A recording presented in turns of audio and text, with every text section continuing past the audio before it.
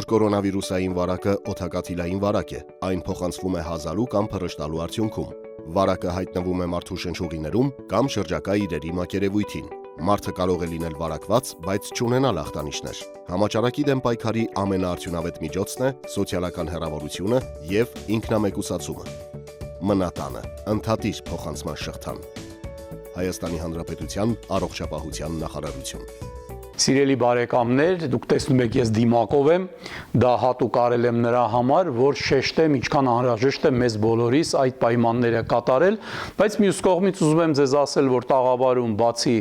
ռեժիսոր Արտուր Գրիգորյանից ոչ մեկ չկա եւ նա էլ բավականին մեծ հեռավորության վրա է, ձեր թույլտվությամբ ես դիմակը կհանեմ, որտեվ չի կարելի կասկածել, որ ինձնից ինչ-որ մեկը ավելի շատ գիտի, թե ինչ նշանակություն ունի դիմակը, ես դա ինքս քարոզել եմ արդեն ինչքան ժամանակ է։ Այսօր մայիսի 31-ն է, դա միջազգային օրն է առանց ծխախոտի։ Դե կհիշեք երևի, սիրելի բարեկամներ, որ չկար տարի, որ այսօրը մենք չանեինք որևէ ակցիա, անգամ լինում էր մի քանի տարբեր ակցիաներ, որոնք անում էր մի կողմից պետությունը, մի կողմից հասարակական կազմակերպությունը, առանձին անձեր, եւ ոնց որ դա օրեր, երբ որ մենք համարում ենք, որ անպայման պետք է հիշեցնել հանրությանը, մեր հասարակությանը, թե ինչքան վնասակար երևույթ է ծխելը եւ ամեն ինչ անել, որ այդ երևույթը մեր կյանքից կամաց գնա։ Բայց այս տարի առանձին հատուկ տարի է, եսպես ասեմ ձեզ, քանի որ փետրվարին ընդունվեց վերջապես հակածխախոտային օրենքը, Հայաստանի ազգային ժողովը այդ օրենքը ընդունեց եւ մարտից արդեն սկսեցին սահմանափակումները, ինչի մասին այսօր մենք խոսելու ենք, սիրելի բարեկամներ, ես դիմեցի առողջապահության նախարարի տեղակալ Լենան Անուշյանին, որը հսկում էր այդ ամբողջ օրենքի ընդունման գործընթացը, որ նա մեզ բացատրի, թե ինչու է կայանում օրենքը, որ դրույթներն են արդեն ուժի մեջ։ Օրենքի մի շարք դրույթներ տարբեր ժամանակահատվածներում են ուժի մեջ մտնելու, այս տարվա ընթացքում ուժի մեջ մտնող դրույթներից մի քանի խոսք ասեմ, որ արդեն այն դրույթը, որ արգելվում է ծամախոտի մեծածախ եւ մանրածախ վաճառքը, արդեն իսկ ուժի մեջ է մտել եւ մենք աշխատում ենք մեր վերահսկողական կազմակերպությունների հետ դրա վերահսկողությունը արդյունավետ կազմակերպելու ուղղությամբ, շատ կարեւոր քայլ էր դա, որովհետեւ իրականում այն նաեւ գրանցված դեպքերը երեխաների շրջանում օգտագործման մեզ համար շատ հրատապ խնդիր էր։ Այլ յետերից պետք է նշեմ, որ այս տարվա ընթացքում արգելվում է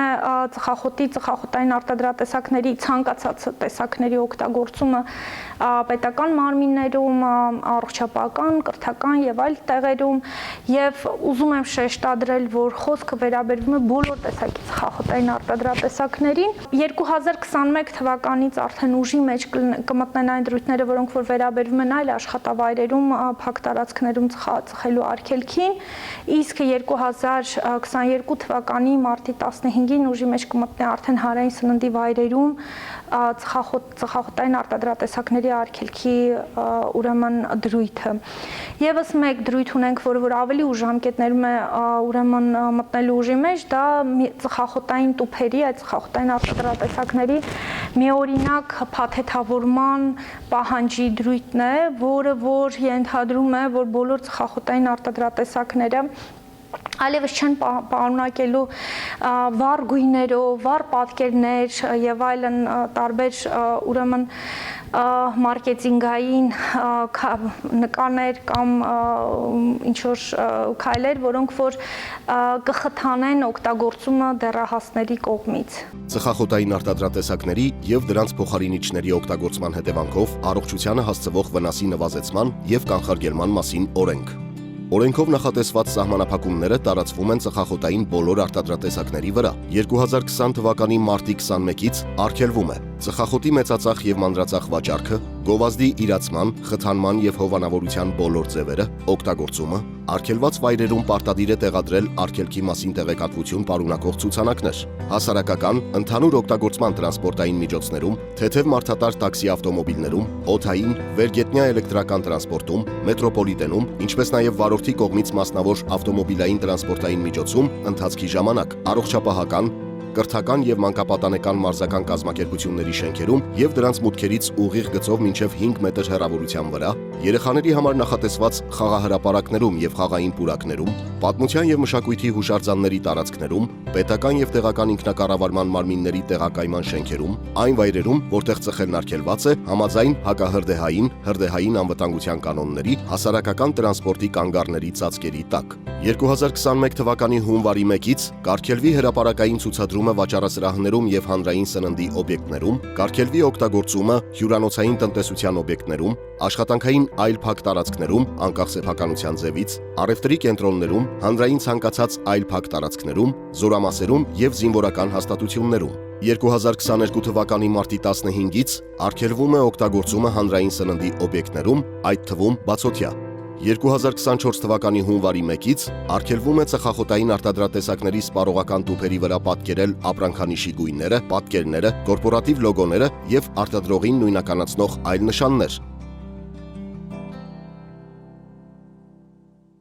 Այս հոլովակը, որը դուք տեսաք, նույնպես հենց նոր պատրաստված լրիվ թարմ հոլովակ է, որը դեռ կլինի դաշտում մեր սոցիալական դաշտերում եւ կլինի հեռուստատեսություններում, որը մեզ ուղղակի ժամանակ առ ժամանակ կհիշեցնի,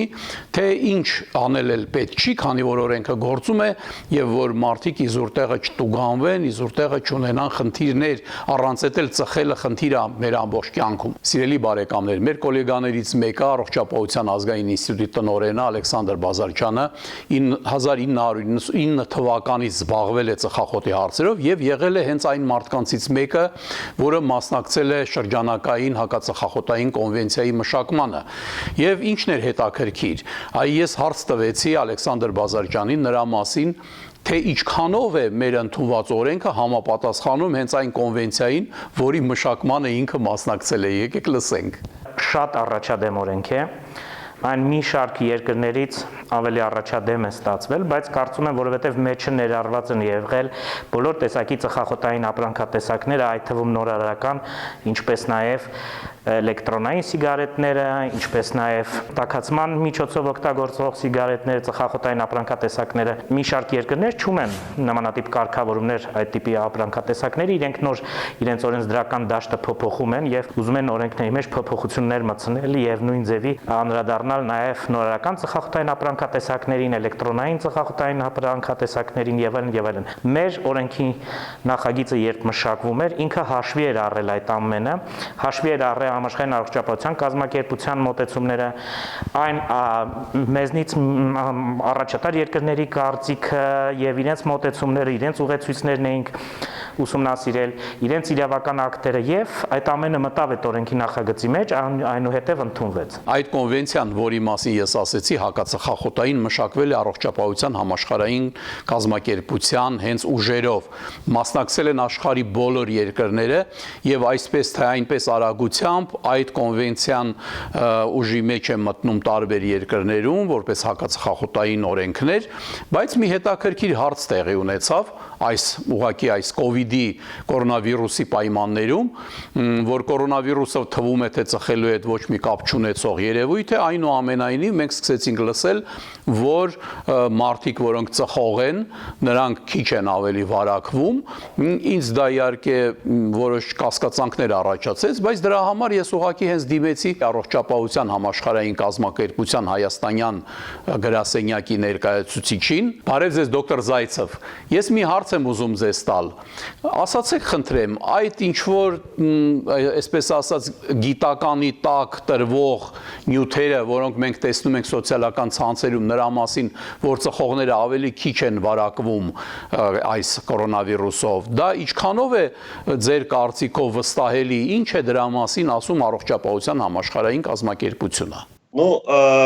Всемирная организация здравоохранения постоянно проводит оценку новых исследований. Առողջապահության համաշխարհային կազմակերպության հերթական հետազոտությունն ուղղված է ծխելու, նիկոտինի եւ COVID-19-ի կապի բացահայտմանը։ ԱՀԿ-ն կոչ է անում հետազոտողներին, գիտնականներին եւ զանգվածային լրատվամիջոցներին զգուշանալ չհաստատված ու չապացուցված տեղեկատվությունից, այն մասին, որ ծխախոտը եւ նիկոտինը կարող են պակասեցնել կորոնավիրուսով վարակվելու հավանականությունը։ Այս պահին դեռ չկա որևէ ստույգ դրույք վկայություն, որ ծխախոտն ու նիկոտինը ինչ-որ բանով կարող են օգտակար լինել COVID-19 վարակման ու բուժման մեջ։ Այն հետազոտությունները, որոնք հրապարակված են, իրականում թերի են, ապացույցները անբավարար են, հաշվի առնված չեն համակցված գործոնները։ Առավել ևս մենք գիտենք, որ ծխախոտը վնաս է հասցնում մարդու շատ կենսական կարևոր համակարգերին, այդ թվում նաև շնչառական, եւ բրոնխները եւ թոքերը ծխելու հետևանքով ստանում են վնասվածքներ, որոնց պայմաններում COVID-19 կարող է դառնալ ավելի վտանգավոր եւ առողջապահության համաշխարհային կազմակերպությունը խնդրում է չընդունել լուրջ հրապարակումներ, որոնք վկայում են, որ ծխելուց կորոնավիրուսային հիվանդության ժամանակ կարող է ինչ-որ օգուտ լինել։ Առողջապահության համաշխարհային կազմակերպությունն այդ կապակցությամբ հրապարակել է դիրքորոշում, որով կարող եմ կիսվել։ Եվ մենք գիտենք, որ COVID-19 ավելի ծանր է ընթանում այնպիսի հիվանդությունների ժամանակ, որոնք կապված են սիրտանոթային, թոքային համակարգերի ախտահարման, շաքարային դիաբետի եւ այլնի հետ։ Մյուս կողմից ծխելը նույնպես բարդացնում է հենց այդ հիվանդությունների ընթացքը, եւ դա ապացուցում է, որ ծխախոտը, որը սպանում է տարեկան 8 միլիոն մարդ, իսկ երկրորդային ծուխը 1 միլիոն, չի կարող չդառնալ լրացուցիչ ռիսկի գործոն նաեւ COVID-19-ի դեպքում։ Դոկտոր Զայցև, ասացեք խնդրեմ, այս օրենքը հակածխախոտային, որը ընդունեց Հայաստանի խորհրդարանը, դա ինչքանով է համապատասխանում համաշխարհային այդ շրջանակային հակածխախոտային կոնվենցիային։ В результате этого закона мы будем иметь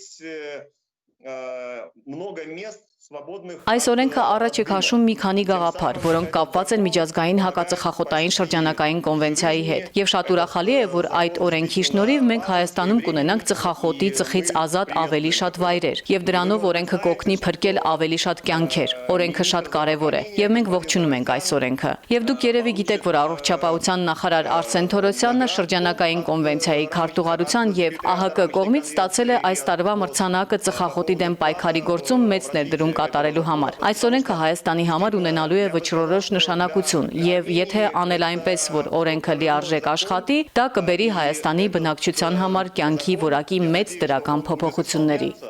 Потому что это отдельная история, как сделать закон, чтобы он был работающий. Так вот, этот закон, он на самом деле сделает изменения в качестве жизни людей. Շնորհակալ եմ դոկտոր Զայցև եւ այս ձեր մեկնաբանության համար եւ ընդհանրապես նրա համար, թե ինչ մեծ աշխատանք է կատարում առողջապահության համաշխարհային կազմակերպությունը Հայաստանի համար իր ուղեցույցներով եւ իր այդպիսի բոլոր տեսակի օգնություններով, որը կարելի է ունենալ մեր առողջապահությունը զարգացնելու համար։ Եվ շարունակում եմ, սիրելի բարեկամներ, իհարկե մի կարծիք եմ ուզում ձեզ ներկայացնեմ, Արուսիկ Մկրտչյանը, որը մեր գոլեգան է եւ մտնում էր մեր թմի մեջ, ես համածխախոտային ամեն ինչի, կասեմ ձեզ, որ այդ քարոզչական աշխատանքը հիմնականում նվիրված այդ օրենքի ընդունման առաջ ինչ որ կատարվեց, ես ու Արուսիկն էինք անում եւ կուզենամ, որ Արուսիկը նույնպես իր կարծիքն ասի։ Եթե մենք վերցնենք ընդհանուր հանրային մոտեցումը 2018 թվականի առաջի կեսին, շատ նեգատիվ էր եւ շատ մերժողական էր եւ այն ժամանակ, երբ խոսվում էր արգելքների մասին, երբ խոսվում էր փակ տարածքներում չծխելու մասին, ապա միանշանակ մարդկանց վերաբերմունքը, եթե ոչ միանշանակ, ապա 60-70% դեպքերում շատ բացասական էր։ Դա գալիս էր բնականաբար նրանից, որ մարդիկ տեղյակ չէին, մարդիկ ինֆորմացված չէին եւ հենց 2018 թվականից մենք սկսեցի լայնածավալ մասշտաբի աշխատանք տանել հանրային իրազեկման հենց առումով եւ բնականաբար այս ընթացքում բազմաթիվ կարծրատիպերի բախվեցինք, թեկուզ միայն այն, որ կային ծխողների մոտ այնպիսի մոտեցում, թե մենք ծխելու իրավունք ունենք, ինչը որ աբսուրդ էր բնականաբար եւ այդ բոլոր այդ կարծրատիպերը սկսեցին քանդել եւ բացատրել, որ առաջնահերթ է առհասարակ չկա ծխողի իրավունք եւ երկրորդը կա առողջության պահպանման իրավունք, ինչի համար է, որ այս օրենքը պետք է կիրառվի եւ պետք է անցնի որպես շատ կարեւոր օրենք եւ այդ տարիների եւ ամիսների ընթացքում մենք հասկացանք, որ այո, աշխատանքը քարոզչությունը առհասարակ եւ հանրային իրազեկումը ունի իր դրական ազդեցությունը եւ կոնկրետ Հայաստանի պայմաններում, որ մարդիկ մի քիչ ավելի կարծրատիպային են մոտենում, բավականին մեծ արդյունք ունեցանք, որովհետև ընդամենը 1.5 տարվա ընթացքում ստացվեց եւ կարծրատիպեր կոտրել, եւ իրազեկել, եւ մարդկանց կողմից հանրային պահանջ ստեղծել այս օրենքի նկատմամբ, այսինքն մարդիկ հենց իրենք սկսեցին խոսել ի աջակցություն այս օրենքի եւ պահանջել իրենց իրավունքը առողջության։ Շատ կարեւոր է հասկանալ, որ հանրային առողջությունը առհասարակ ընդհանրապես առողջությունը մեր ձեռքերում է եւ մենք պետք է ամեն մեկս մեր պատասխանատվությունը կրենք եւ նաեւ կրող լինենք ճիշտ գաղափարախոսության հաջորդ սերունդների համար եւ նրանց նույնպես կրթենք եւ իրազեկենք, որպեսզի նրանք այլ ավելի առողջ լինեն։ Դե սիրելի բարեկամներ, դա մեծ թիմային աշխատանք էր, որը կատարվեց, եւ ես ձեզ մի բան եմ ուզում ասեմ, իհարկե թվում է թե կորոնավիրուսը ավելի վտանգավոր է, քան թե ծխելը այս պահին, իրոք մենք ուղղակի անսպասելի կորցնում ենք մարդկանց, բայց չէ որ եթե դուք նայեք ինչ է կատարվում, խոսքը գնում է նույն վաղաժամ մահացության մասին։ Հիմա տեսեք, մենք ստանում ենք, այսինքն ամեն օր մենք ստանում ենք մահացածների թվի եւ նրանց տարիքների այդ տեղեկատվությունը, տեսնում եք, որ հիմնականում դա մեծահասակ մարդիկ են, շեշտվում է, որ ունեն ուղեկցող հիվանդություններ եւ ինչ ենք մենք ուզում ասենք, որ այդ մարդը պետքա ավելի ապրեր, ավելի շատ ապրեր, բայց կորոնավիրուսի պատճառով մահացավ։ Հիմա վերցնենք մի ուրիշ տարբերակ։ Մարդը ծխում էր, ինքը պետքա ավելի շատ ապրեր, բայց ծխելու պատճառով մահացավ էլի վաղաժամ։ Ամեն խոսքը գնում է նույն երևույթի մասին։ Ինչու մենք պետք է ավելի շատ ցավանք մի հիվանդության պատճառով մահացածի եւ մյուսինը օրինակ ասենք ընդունենք, որ դե մեծեր մահացավ։ Այդպիսի բան չկա։ Բոլոր գործոնները, որոնք մեզ շրջապատում են, որոնք մեր կյանքի մեջ կարող են ներխուժել եւ մեր կյանքը կարճացնել, խոսքը գնում է նրա մասին, որ մարդը պետք է ավելի երկար ապրեր։ Ծխախոտի դեպքում դա 10-ից 13 տարի է, մարդը պետք է 10-ից 13 տարի ավել ապրեր, բայց ինքը մահացավ, ինչու, որովհետև ծխելու պատճառով իր առողջությունը վատթարացրեց, բերեց ավելի վաղաժամ մահվան։ Այդ թե ես ինչ էի ուզում ասեի, սիրելի բարեկամներ, կոչ եմ անում, արդեն տեսեք, օրենք է ընդունված, դա արդեն կատակ չի, եւ կյանքը ծխողների ավելի կբարդանա, այնուամենայնիվ ծխելը կարելի է թողնել, այսինքն դա մի ինչ-որ ճակատագրական բան չի, որը ասես, որ ուրեմն մարդը արդեն այդպեսին դա մաշկի գույն չի, դա ազգություն չի, դա պատերազմական վիճակ չի, որը ուղղակի կախված չի շատ ժամանակ մեզանից, դա կախված է հենց այդ մարդուց, հենց ինքը ծխողը որոշումը ընդունում է, շարունակի թե չէ։ Ես ուղղակի կոչ եմ անում մտածել դրա մասին, դեղերը կան դեղատնային ցանցում բժիշկները որոշ չափով տեղյակ են, հիմա գնալով ավելի շատ տեղյակ կլինեն, որտեղ հատուկ դասընթացներ ենք կազմակերպելու բժիշկների համար, որ ճիշտ խորհրդատվություն անեն, եւ կոչ եմ անում մտածել դրա մասին, ես հիմա դնում եմ դիմակը, որ մեկ անգամ էլ հիշեցնեմ այսօրվա մասին, ծխողը կդժվարանա ծխի այս դիմակով ես օրինակ չեմ պատկերացնում ոնց կարելի է հո սենց անցք չես անելու դիմակի մեջ այնպես որ սիրելի բարեկամներ շնորհակալություն ստեսություն մի հիվանդացեք Կորոնավիրուսի կանխարգելման 10 քայլ Խուսափեք հասարակական վայրեր այցելելուց Պարբերաբար լվացվեք օճառով ձեռքով մի դիպչեք դեմքին ախտահանեք սարքավորումները Խուսափեք սուր շնչառական վարակի ախտանշաններով մարդկանց հետ շփումից Բարևեք առանց ձեռքսեղմումի, հազալիս կամ փռշտալիս փակեք բերանը, օգտվեք հիգիենայի անհատական պարագաներից, ինքնազգացողության աննշան փոփոխությունների դեպքում մնացեք տանն ու տեղեկացրեք ձեր տեղամասային բժշկին, օգտվեք պաշտոնական տեղեկատվությունից, Հայաստանի Հանրապետության առողջապահության նախարարություն